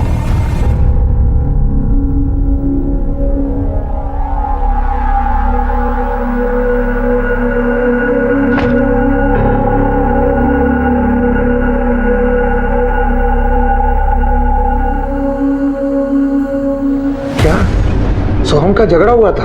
कब? हमें तो कुछ पता भी नहीं जी। सर, हो सकता है वो झगड़ा यहाँ नहीं बल्कि पूना में हुआ हो, इसलिए हमें कुछ नहीं पता और उसने हमें कुछ बताया भी नहीं था। अगर उसका झगड़ा यहाँ नहीं पूना में हुआ तो इसके बारे में आपको पता तो होगा ही। सर, मैं तो बीमार थी। सर, क्या हम सोहम की बॉडी के साथ साथ अंजलि की बॉडी को भी क्लेम कर सकते हैं? क्योंकि मुझे नहीं लगता कि अंजलि के घर वाले आएंगे। सर, जनार्दन सच बोल रहा है। अंजलि के घर वाले अंजलि और सोहम के शादी के बिल्कुल खिलाफ थे। यहाँ तक कि वो अंजलि के शादी में भी नहीं आए। इसका मतलब मर्डर का मोटिव अंजलि के परिवार वालों के पास भी है, क्योंकि अंजलि ने अपने परिवार के खिलाफ जाकर शादी की और ये मर्डर उसी का परिणाम। शिंदे, अंजलि के परिवार वालों का एड्रेस निकालो और उनसे अच्छी तरह से पूछताछ करो। ओके सर, हमें भी बिरादरी में रहना है। दूसरी जाति में बेटी को देते तो समाज को क्या मुंह दिखाते। अंजलि को बहुत हमने कोशिश की सोहम से दूर रखने की, यहाँ तक कि उसे कमरे में भी बंद कर दिया था। हमें लगा सब खत्म हो गया, पर अंजलि ने हम सब की नाक कटवा दी। वो सोहम के साथ भाग गई और उसके साथ शादी कर ली। इसी बेइज्जती का बदला लेने के लिए तुमने उनका खून कर दिया। हमें यह भी पता है कि शादी के कुछ दिन पहले तुमने सोहम के साथ मारपीट भी की थी। सर, इस वजह से आप अगर हम पर यह इल्जाम लगा सकते हैं तो कोई और भी है जिनके मुंह पर इन्होंने शादी करके कालिक पोत दी थी, जिनको मुंह दिखाने के लायक नहीं छोड़ा था। मेरे बेटे की जिंदगी बर्बाद हो गई तुझसे शादी करके। पनौती बन के आई तो उसकी जिंदगी में कभी सुख नहीं दिया उसे, और अब उसकी जान ले ली तूने। मनहूस कहीं की। अरे तू क्यों नहीं मरी उसकी जगह पे? तुम सबने मिलकर जान ली है मेरे बेटे की। समधन जी, ये क्या कह रही हैं आप? हादसे में आपने अपना बेटा ही नहीं बल्कि हमने भी अपने बेटे बहू को खोया है, तो भला हम अपने बेटे की जान क्यों लेंगे? ये मुझसे नहीं, खुद से पूछिए, सब पता है आपको। सर, सोहम के बैंक अकाउंट डिटेल से पता चलता है कि 8 तारीख को सोहम के डेबिट कार्ड से 4000 रुपए का बिल हॉस्पिटल में पेड हुआ था। उसे काफी सारी चोटें आई थी, इस वजह से उसे हॉस्पिटल लेकर गए थे। उसे हॉस्पिटल लेकर कौन गया? सर, उसके कुछ फ्रेंड और उसके बाप जनार्दन ने उसको एडमिट करवाया था। इसका मतलब उसके पिता को इस बारे में सब कुछ पता था, फिर उसने हमसे झूठ क्यों बोला? यह है सोहम की शादी का कार्ड जिस पर लड़की का नाम अंजलि नहीं नेहा है। अब और कुछ छुपाने की कोशिश की ना तो अगली बार पूछेंगे नहीं, उगलवाएंगे, समझे? सर, नाम तो बदल ही सकते ना। पंडित जी ने कहा था कि ये नाम अच्छा नहीं है, नेहा नाम शुभ है, इसलिए हमने नेहा नाम छपाया। अच्छा, पंडित ने बाप का नाम भी बदलने के लिए कहा था?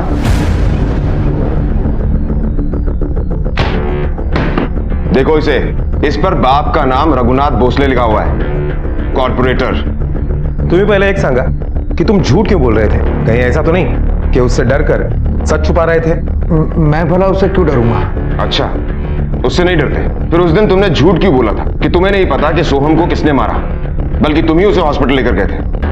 हॉस्पिटल के सीसीटीवी फुटेज दिखाऊं ताकि सब कुछ याद आ जाए? मैं ये नहीं कहती कि तेरे साथ जो कुछ भी हुआ है वो भूलना इतना आसान है, पर कोशिश तो कर। नसीब में जो कुछ भी लिखा है वो हम बदल नहीं सकते, ना ही मिटा सकते हैं। शायद इसीलिए भगवान ने हम औरतों को सहन शक्ति दी है, ताकि जो कुछ भी दुख हो हम हंस के पी जाए। यहाँ से तुझे हिम्मत मिलेगी, शांतिपण मिल। तू बस हाँ बैलेंस।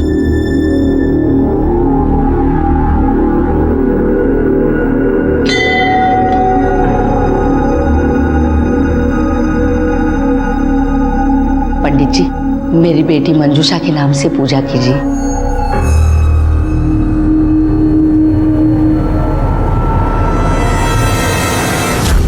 रोहन भोसले, सोहम के साथ तुमने मारपीट की थी ना? हाँ की थी, और सिर्फ मारपीट नहीं, हड्डियां तोड़ी थी उसकी। पर आप साबित कैसे कर पाओगे? उसकी चिंता तुम मत करो, ये हमारा काम है, हम कर लेंगे। तुम सिर्फ अपनी हड्डियों का ख्याल रखो। अरे सर, अंदर चल के बात करते हैं ना। अब भी क्या बच्चे की बात का बुरा मान गए? दरअसल अपनी बहन से बहुत प्यार करता है। जब सोहम ने उसका मजाक उड़ाया तो गुस्से में आकर इसने उसके साथ मारपीट की। शर्म आनी चाहिए आपको। अपने बेटे को समझाने की बजाय इसी की शर्ट ले रहा है। इसने कानून को अपने हाथ में लेने की गलती की है और इसे आप बढ़ावा दे रहे हैं। हाँ सर, गलती होगी, बच्चा है, गर्म खून है, गुस्सा जल्दी आ जाता है इसे। यह भी तो हो सकता है इसी गुस्से में इसने सोहम, उसकी वाइफ और उसके ब्रदर इन लॉ तीनों का खून किया। और गर्म खून को ठंडा करना हमें अच्छी तरह से आता है। सर आप गलत समझ रहे, इसने सिर्फ मारपीट की है, किसी को मारा नहीं।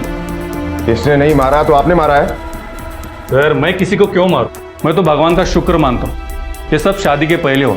शादी के बाद अगर अंजलि आ जाती तो ये सोहम मेरी बेटी को छोड़ के भाग जाता। तब सोचो तो मेरी बेटी का क्या होता। कम से कम उसको आजकल 1000 रिश्ते आ रहे हैं, लड़कों की कुछ कमी नहीं है।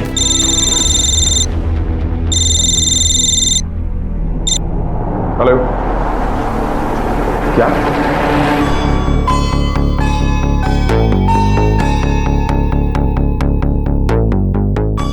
आज सुबह हम दोनों मंदिर गई थी। मैं अंदर पूजा करने के लिए चली गई। बाहर आके देखा तो मंजूषा बाहर नहीं थी। मैंने उसे ढूंढा, वहां एक सुनसान जगह पर बैठी हुई मिली। मंजूषा दिखा तो काय ग इकडे काय करतेस? काय ग? मैं मंदिर की परिक्रमा कर रही थी।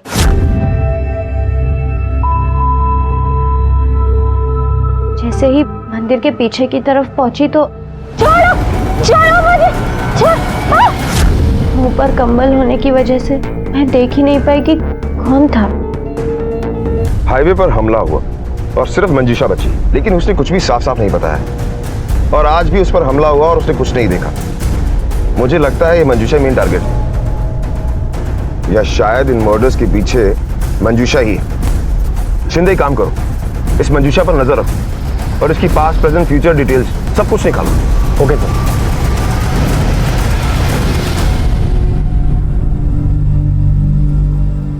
मंजूषा,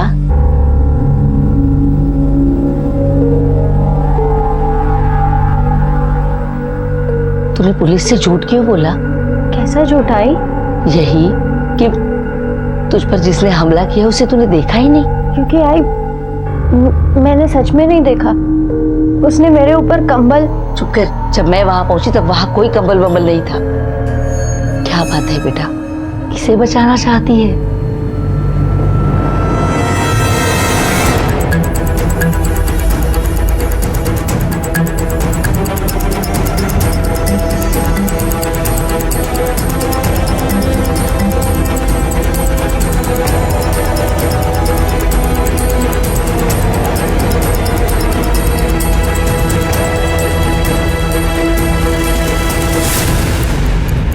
सुनील, मंदिर में जितने भी सीसीटीवी कैमरास हैं सबकी फुटेज निकालो। क्यों इसे लेके जा रहे हो आप? क्या किया इसने? सर हुआ क्या? कहाँ ले जा रहे हैं? क्या किया है? हमें कुछ पूछताछ करनी है, चलाओ। मंजूषा, ये देखिए, जिस टाइम आप मंदिर की परिक्रमा कर रही थी ये उस टाइम की सीसीटीवी फुटेज है।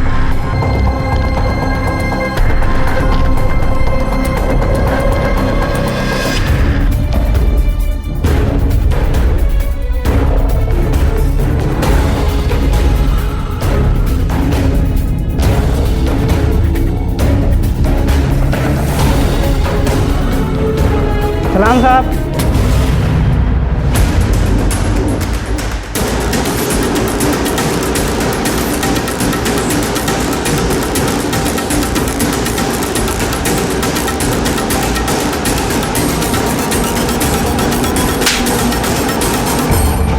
ये इरफान है। हम दोनों एक दूसरे से प्यार करते थे। शादी से पहले तक हमारा अफेयर चल रहा था। हम दोनों के धर्म अलग अलग थे, इसलिए मेरी फैमिली ने मुझे उससे शादी नहीं करने दी और ज़बरदस्ती मेरी शादी प्रताप से करवाई, क्योंकि प्रताप ने मेरे बाबा के बिजनेस में पैसे लगाए थे। जब बाबा का बिजनेस डूब रहा था, प्रताप बहुत ही एरोगेंट और गाली गलौज करने वाला आदमी था। वो मुझे हमेशा नीचा दिखाता था। मेरी जिंदगी तो जैसे नर्क बन चुकी थी। सभी लोग मुझसे सिंपैथी जरूर रखते थे, पर कोई मेरी हेल्प नहीं करना चाहता था। और फिर 4 महीने पहले एक दिन अचानक इरफान मिला।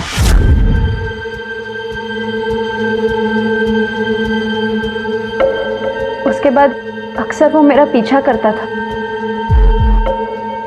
मैंने कभी भी उसे पलट कर नहीं देखा, पर वो हार मानने को तैयार ही नहीं था। मेरा पीछा करता रहा, मुझे फोन करता रहा। कोई ईमेल नहीं मिला अभी तक? मिलना तो चाहिए। हाँ,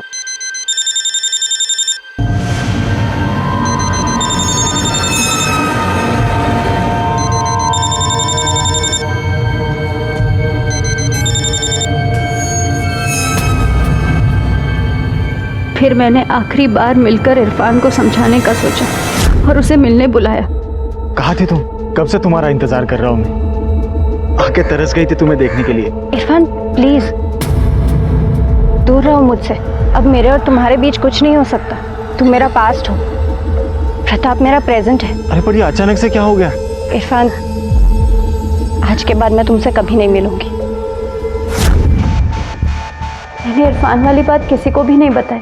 मुझे डर था कि अगर प्रताप को ये बात पता चली तो वो मुझे जान से मार देगा। और कल जब मैं मंदिर गई तो मैंने ये बात इसलिए नहीं छुपाई थी क्योंकि मैं डर गई थी, बल्कि इसलिए नहीं बताई क्योंकि मैं जानती थी कि मेरी बातों का यकीन कोई नहीं करेगा। सब यही मानेंगे कि मेरा और इरफान का अभी भी अफेयर चल रहा है, जबकि मैंने उसे कभी कोई कांटेक्ट नहीं रखा। सब यही समझेंगे कि मैंने मेरे पति का कत्ल करवाया है और उसके कत्ल की साजिश में मुझे भी घसीट लेंगे।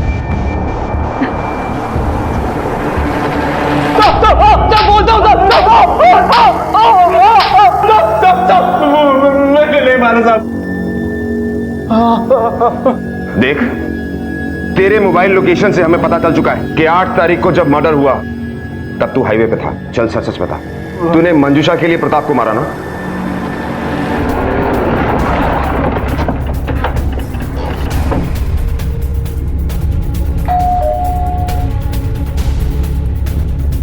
ये इरफान का घर है? हाँ, कहिए। आप कौन? मैं उनकी बीवी। हमें आपके घर की तलाशी लेनी है। ये रहा आपके घर की तलाशी का वारंट। भाविस्कर, तावड़े, कानम कोबरा बिन जुंगाड़ा। Okay sir.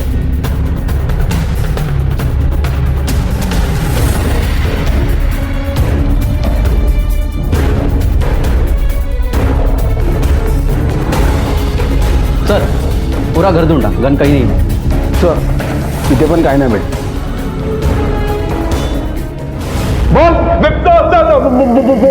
बोलता हूँ मारना मत साहब। मैं मंजूषा और उसके पति का पीछा कर रहा था। मंजूषा मेरी बात को मान ही नहीं रही थी। मैंने सोचा कि उसकी पति की पिटाई करके उसे धमकी दूंगा तो वो अपने आप हमारे रास्ते से दूर हो जाएगा। फिर आगे रास्ते में उन्होंने किसी 2 लोगों को गाड़ी में बिठाया। मैंने सोचा कि ये 2 लोगों को मैं नहीं संभाल पाऊंगा। फिर साहब आगे रास्ते में मैं एक ढाबे पर रुक गया था। शाम 5:30 बजे तक साहब मैं उधर ही था। माँ कसम साहब, मैंने किसी को नहीं मारा साहब, सच बोल रहा हूँ मैं। वैसे भी प्रताप ने घर और बाहर इतने सारे दुश्मन पाल के रखे थे कि वैसे भी ये काम कोई भी कर सकता था। आप साहब बोल, तू कहना क्या चाहता है? साहब, प्रताप ने एक लड़की को यूज करके फेंक दिया था साहब। ये बात उसकी पूरी फैमिली जानती है, लेकिन कोई नाम नहीं लेगा साहब, क्योंकि उसका नाम लेगा तो उनकी बदनामी होगी। सर, मर्डर स्पॉट से वो ढाबा लगभग 5 किलोमीटर की दूरी पर है। हमने ढाबे पर जाकर पूछताछ की तो पता चला कि इरफान सच बोल रहा है। जिस वक्त मर्डर हुआ उस वक्त इरफान उस ढाबे पर ही था। जिंदे मुझे ऐसा लगता है कि मर्डर का प्लान इरफान और मंजूषा ने मिलकर किया है। दोनों के पास वजह थी। इरफान मंजूषा को पाना चाहता था और मंजूषा अपनी शादी से मुक्ति। शायद मंजूषा के दिल में इरफान के लिए वापस से फीलिंग पैदा हो गई थी, इसीलिए उसने उसको बचाया। पता नहीं कौन से कर्मों की सजा मिल रही है मुझे, जो ऐसी औलाद पैदा हुई है मेरे घर में। एक ने शादी करके समाज में नाक कटवा दी और एक है जो शादी के बाद भी अफेयर कर रही है। बाबा गलत समझ रहे। बकवास मत कर, मुझे सब पता है। अरे तेरी वजह से समाज में निकलना मुश्किल हो गया है मेरा। चुप भी करो। और कितना कीचड़ उछालोगे दूसरों पर? कभी खुद पे शर्म नहीं आती तुम्हें? हमेशा से तुमने अपनी बातें मुझ पर और बच्चों पर ला दी है। कभी कभी तो मुझे शक होता है कि प्रताप की इन हरकतों से तंग आकर और सोहम ने जो अंजलि के साथ शादी की उसकी वजह से और अपना कॉन्ट्रैक्ट खोने की वजह से मैंने तो इन तीनों का खून नहीं किया। सर, प्रताप के कॉल रिकॉर्ड में हमें एक नंबर ऐसा मिला है जिस पर कुछ महीने पहले काफी सारी बातें हुई है, और बैंक रिकॉर्ड के मुताबिक एक अकाउंट नंबर ऐसा मिला है जिस पर लगभग हर महीने पैसे जमा किए जाते थे। सर, ये बैंक अकाउंट और फोन नंबर एक ही इंसान के नाम पर रजिस्टर्ड है। नाम क्या है? सर, राधिका माने। राधिका माने से तुम्हारे क्या संबंध है? छुपाने की कोशिश मत करना, क्योंकि हम राधिका तक पहुंच चुके हैं। इसलिए तुम्हारा फायदा इसी में है कि तुम सब कुछ सच सच बता दो, वरना तुम पर इतने केस लगाएंगे कि सारी जिंदगी तुम्हारी जेल में गुजरेगी। राधिका माने? हाँ, आपको हमारे साथ पुलिस स्टेशन आना पड़ेगा। Police station? लेकिन क्यों? राधिका मेरे कजिन की बेटी है। बचपन में उसके माँ बाप की एक एक्सीडेंट में मौत हो गई थी, तब से मैंने उसे पाला है। जनार्दन काका और सावित्री काकी ने मुझे पाल पोस कर बड़ा किया, अच्छी जिंदगी दी, कभी कोई भेदभाव नहीं किया। लेकिन मंजूषा ताई की शादी के बाद जब से वो प्रताप मेरी जिंदगी में आया है, मेरी जिंदगी तहस नहस हो गई है। काका ने जबरदस्ती मुझे उसके साथ रिश्ता रखने के लिए मजबूर किया। प्रताप का जब मन करता था वो तब मेरे साथ जबरदस्ती करता था। अपने बच्चे की तरह पाला मैंने उसे, और बदले में उसने मेरी बेटी का घर बर्बाद कर दिया। वो कहती थी कि प्रताप की गंदी नजर है उस पर। काका ने कभी मेरा विश्वास नहीं किया, कभी मेरा साथ नहीं दिया, क्योंकि उन्हें प्रताप से पैसे मिल रहे थे। सर, ये सब 3 साल तक चलता रहा। सर, ये सब झूठ है, बकवास है। अगर ऐसा था तो 3 साल तक ये सब कैसे चलता रहा? सर, राधिका का दिल आ गया था प्रताप पे। मैंने तो खुद देखा है प्रताप पर उसे डोरे डालते हुए। जैसे ही मैंने अपने ब्यूटिशियन का कोर्स कंप्लीट किया, मैंने वो घर छोड़ दिया और वापस कभी नहीं गई। 2 महीने हो गए, मैंने किसी की शक्ल नहीं देखी, पर प्रताप ने हार नहीं मानी। वो मेरे पीछे पड़ा रहा, और आज जब आप कह रहे हैं कि वो मर गया है, तो मुझे दुख होने की बजाय खुशी हो रही है, क्योंकि उस जैसे गंदे घटिया इंसान को बहुत पहले मर जाना चाहिए था। सर, अगर हम राधिका या जनार्दन इन दोनों में से किसी की एक के बयान को भी सच मान ले, फिर भी राधिका के पास ही प्रताप को मारने का स्ट्रांग मोटिव है। 3 साल तक प्रताप ने राधिका को अब्यूज किया।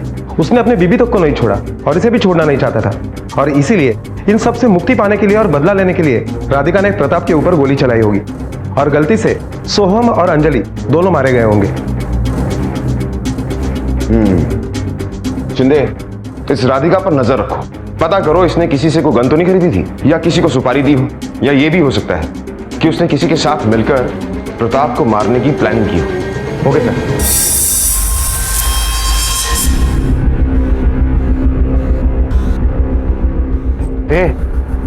क्या हुआ? मुंह क्यों लटका हुआ तेरा?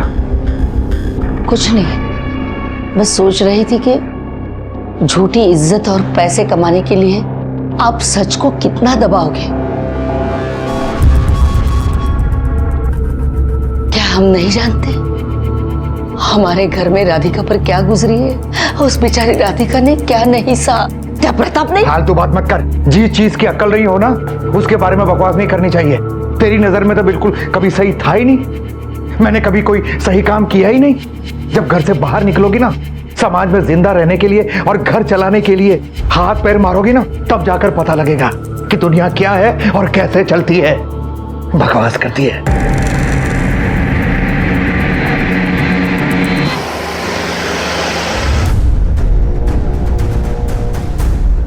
सर, हमने राधिका के घर और ब्यूटी पार्लर के आसपास चेक किया, लेकिन ऐसा कुछ भी नहीं मिला जिससे हम ये कह सके कि राधिका ने प्रताप को मरवाया हो या किसी को सुपारी दी हो, और उसने गन खरीदने के कोई सबूत भी नहीं मिले। हेलो,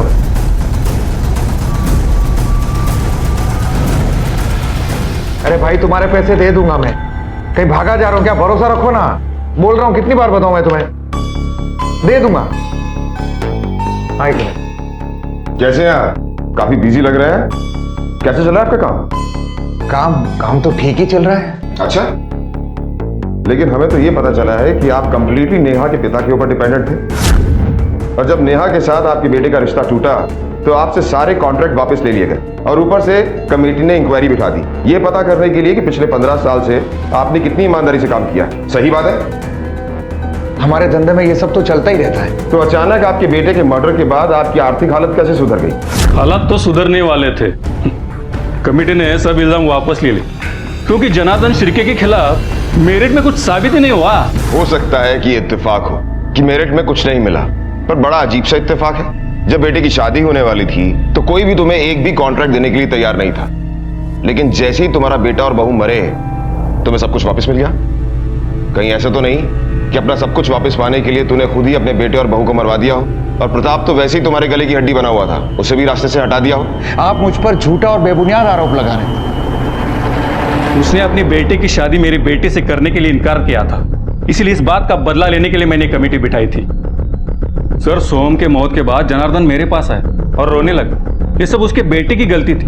वो खुद अपने बेटे की शादी मेरी बेटी नेहा के साथ करवाना चाहता था, लेकिन औलाद ऐसे निकली, वो तो क्या करे। सर, 20 साल से मेरी और उसकी जान पहचान थी, इसलिए मैंने सोचा कि उसे माफ कर दूं, और मैंने कभी उसे सोहम की हत्या करने के लिए नहीं कहा था, और ना ही कभी मैंने उसको धमकाया था। तुम सिर्फ अपने बारे में सोचते हो। तुमने अपने फायदे के लिए जबरदस्ती अपनी बेटी की शादी प्रताप से करवाई, और फिर राधिका से फायदा उठाने के लिए उसे भी बलि पर चढ़ा दिया, और अपने बेटे की शादी नेहा से करवाने की सोची ताकि उसके बाप से फायदा उठा सको। और जब सोहम ने तुम्हारे प्लान को चौपट कर दिया तो तब तुमने सोहम और अंजलि दोनों को मरवा दिया। अब जल्दी से बता दो, किससे करवाया ये काम? किसे सुपारी दी थी?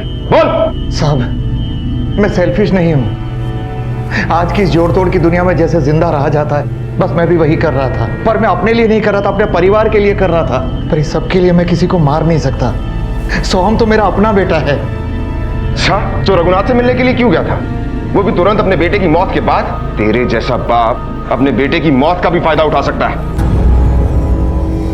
फायदा नहीं साहब, मजबूरी। घर में 3 सदस्य हैं तो उनके लिए भी तो पैसा चाहिए था। सोहम की मौत के बाद मैं रघुनाथ जी से इसलिए मिला था कि मेरी रुकी हुई आमदनी फिर से शुरू हो जाए। आज तक तुमने जो कुछ भी कहा है झूठी कहा है, इसलिए तेरी किसी भी बात पर विश्वास नहीं किया जा सकता। मैंने सोहम को नहीं मारा साहब। हाईवे पर हुए इस हादसे में जिसमें 3 लोगों की जान गई थी, संदिग्धों की कमी नहीं थी। मंजुषा, जनार्दन, इरफान, अंजलि का परिवार, नेहा का परिवार, राधिका, सभी के पास कत्ल का मकसद था, लेकिन इसके बावजूद पुलिस के पास कोई ठोस सबूत नहीं था जो कि इनमें से किसी को भी कातिल साबित कर सके। पुलिस के पास रास्ते अनेक थे, लेकिन ऐसा लग रहा था कि जैसे हर रास्ता एक बंद गली में खत्म हो रहा है। और तभी आंख मिचोली खेलने वाले इस केस में पुलिस को हत्या का हथियार मिला, और कड़ियां जैसे खुद ब खुद जुड़ने लगी। इसे पहचानती हो ना? अब बात को बिना घुमाए फिराए सब कुछ सच सच बताओ, क्या हुआ था उस दिन? ये गन मैंने प्रताप को मारने के लिए खरीदी थी, पर बीच में ही सोहम का फोन आया था कि उन्हें पूना तक लिफ्ट चाहिए। तब मैंने प्रताप को मारने का अपना फैसला टाल दिया, पर ऐसा करने के लिए मुझे अंजलि और सोहम ने उकसाया था। उकसाया मतलब? वो दोनों हमेशा खुश ही रहते थे, उन्हें जो चाहा वो मिला, मुस्कुराते थे, एक दूसरे की केयर करते थे। मैं ये सब बर्दाश्त नहीं कर सकी। मैं भी तो उसी परिवार की थी, फिर मेरे साथ ये भेदभाव क्यों? जब से शादी हुई थी बस रो रही थी, बेइज्जत हो रही थी। मुझे वो खुशियाँ कभी नहीं मिली जो उन्हें मिली थी। फिर एक दिन ये सब देखते सोचते मुझे क्या हो गया। 3 लोगों की जान लेने से बेहतर होता कि तुम अपने आप को समझाती, एक सही फैसला लेने की हिम्मत जुटाती। तुम्हारे एक गलत फैसले ने 2 मासूमों की जान ली है। काश तुम्हें पता होता कि अपराध का रास्ता किसी को आजाद नहीं कर सकता, सिर्फ बंदी ही बना के रख सकता है। ऐसा कहते हैं कि अक्लमंद से अक्लमंद इंसान भी अपने दिमाग का सिर्फ 2 से 3% ही इस्तेमाल करता है। बाकी के बचे हुए प्रतिशत में क्या है यह हम नहीं जानते, और शायद उसी का एक हिस्सा है मंजुषा की हालत, जिसने उसे गुनहगार बना दिया। लेकिन इंसान की चेतना भी कमाल है। अगर वो जागृत रहे तो इंसान को भगवान, और अगर सो जाए तो भगवान को भी शैतान बना सकती है। और शायद यही हुआ था मंजुषा के साथ। उसने अपनी हालत के सामने समर्पण नहीं किया था, लेकिन विरोध और बेहतरी का जो रास्ता उसने निकाला था वो उसकी पहले की हालत से ज्यादा भयानक था। जनार्दन जैसे लोग जो समाज और दुनिया की दुहाई देते हैं, अपनी गलतियों पर पर्दा डालते हैं, उन्हें दूसरों पर थोपते हैं, असल में वो गुनाह की खेती कर रहे होते हैं और उसी गुनाह की फसल उन्हीं के आसपास उगकर उन्हीं की तबाही का कारण बनती है। मंजुषा को सोहम, प्रताप और अंजलि के कत्ल के लिए गिरफ्तार किया गया है। फिलहाल वो जुडिशियल कस्टडी में है। अपनी हालत के लिए किसी दूसरे को जिम्मेदार ठहराने से पहले अपने आप को जांच लें कि कहीं आप अपनी हालत के सुधार के लिए किसी दूसरे को संघर्ष करते हुए तो नहीं देखना चाहते। हर गलत बात का विरोध करें और सही समय पर आवाज उठाएं, यही एक अच्छे इंसान की पहचान है। अब मैं अनूप सोनी आपसे विदा लेता हूं, फिर मुलाकात होगी अगले एपिसोड में एक और चौंका देने वाले केस के साथ। तब तक अपना और अपने परिवार का ख्याल रखें और देखते रहें क्राइम पेट्रोल डायल 100। सबक एक को सीख हम सबको। जय हिंद। क्राइम पेट्रोल के और भी दिलचस्प कहानी देखने के लिए हमारे चैनल को सब्सक्राइब करें और बेल आइकॉन दबाना न भूलें।